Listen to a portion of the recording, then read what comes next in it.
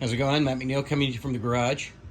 I was going to make a video today and show you guys something. But before I did, I figured I would pour a blank. And so I hope your day's going better than mine. That's, yeah. Oh, it's everywhere. And like this entire bucket lid is, yeah, so anyway.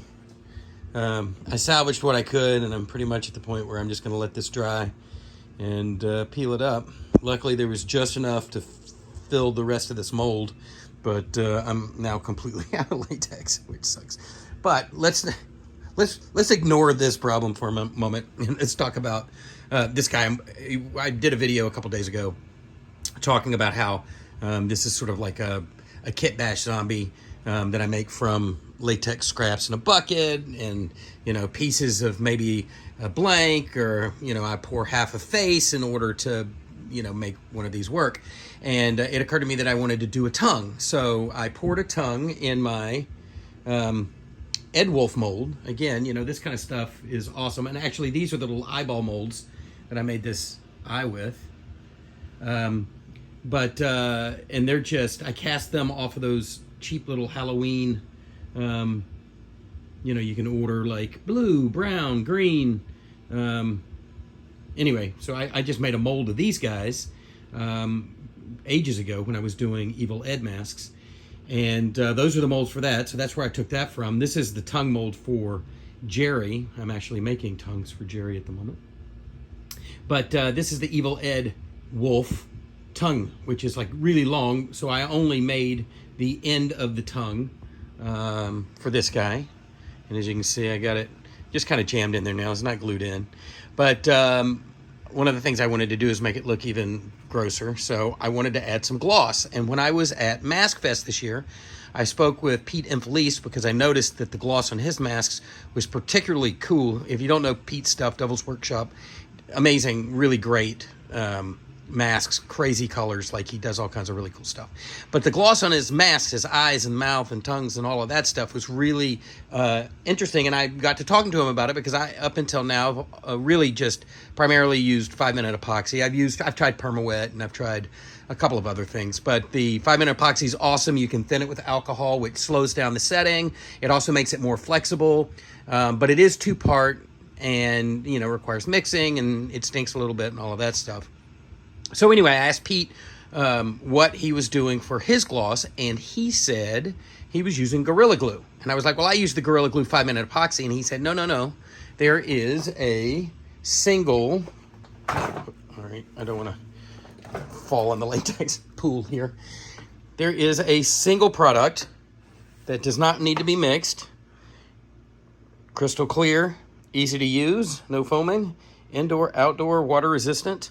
And he said, not only is this super glossy, but it's also really flexible, and it sticks to latex really well. So there was a thread on Latex Mask Central 2 last week where I think Jesse Aarons had posted a picture, and we started talking about the gloss, and I mentioned this, and Zach Saucier, hopefully I pronounced your last name right. That's how the French would do it. Saucier.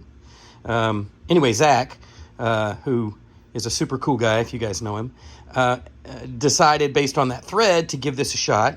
And he ran a little test and sent me a message saying that it was awesome and that it works great, which is super cool. So what I did was I went and ordered some off of Amazon, and I glossed up that tongue. And I like it because the 5-minute epoxy, even when you thin it, is still a little bit thick. This stuff isn't like runny thin, but it's thin. Perhaps maybe a little bit thinner than the 5-minute epoxy. But I like the fact that I'm not mixing it. I don't have to like get that perfect squeeze out of the syringe, if you know what I'm talking about. 5-minute epoxy comes in that kind of thing, where you have 2 parts. And if you can see this one, there's less of the clear stuff and more of the yellow stuff. And so, yeah, you don't have to worry about getting an even squeeze, getting that stuff out. Now, that's actually not only old, but it's, I think that's maybe 60-second epoxy or something. It's like really fast. But anyway, I digress. So this is the tongue, and I just brush this on. It says you can work with it for 5 minutes. I think it sets in about 30, but they said full stickiness, and we're not really using it for glue, but you should wait till it's cured and whatnot. Full stickiness is 24 hours. So anyway, it is super flexible. It looks great. And like I say, it's a thinner gloss. So my next experiment, I think, is I'm going to take some of that glue and I'm going to mix some of my epoxy paints, dyes, inks, whatever they're called. I've shown those before too. Where's that box? I can't find it. They come in these little things. You can order them on Amazon. It's called epoxy. They're there. It's called epoxy paint, epoxy dye, right there. See if I can see. Nick Pro. It comes with a bunch of colors. I tint epoxy with it all the time. 3D printer epoxy, 5-minute epoxy, all kinds of epoxy. It works great. So anyway, I'm going to try to dye some of this stuff and see what happens if I can make like a translucent glossy paint with it for gums and things like that. So this experiment, perfect. You can thank Pete and Felice for it. Yeah, there you go. So my zombie guy here, Terry, which I think is the name that I've settled on, now has a, hold on, again, I'm just trying not to fall in the goo here on the floor, has a tongue, which I don't know that he needed, but it's kind of fun, right? You put it in the center, you can put it to the, sorry, I'm just trying to get it in there with one hand, not easy. There we go. So yeah, you could center it up like he's been hanged. I thought one of the ideas I had was maybe I'll put a rope around his neck, but that doesn't make any sense with this. So anyway, but maybe his tongue swelled up when whatever happened to him happened. Or maybe I'll cut it a little shorter and I'll just stick it in there so that it visually, there's something going on in there rather than just an open black painted, mouth interior. There's some structure going on. So anyway, there you go.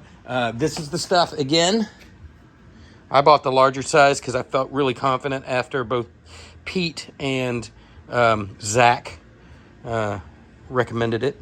And so far, so good. It works great. If you give it a shot, be sure to report back. Let us know that you tried it and what your experience was with it. And if I get some time, maybe today or tomorrow, I'll mix a little color in with it because I've got some teeth for these Jerry's to paint. And maybe I'll give that a shot. And maybe I'll also mix in a little bit of my flocking into the glue just to sort of see what that looks like, because I like stuff that's not like constant color, something that's a little broken up. So the flocking does a good job for that too. So anyway, there you go. Hope everybody's having a good day. Better than mine at least, because now I get to clean up a ton of latex. I'm going to clean up as much as I can and let the rest dry and peel it up, and hopefully it'll pull up all this stray wig hair that I have all over this floor. But there you go. So, yep, there, Gorilla Glue, single stage, clear. So far, so good. I'm a fan. Give it a shot.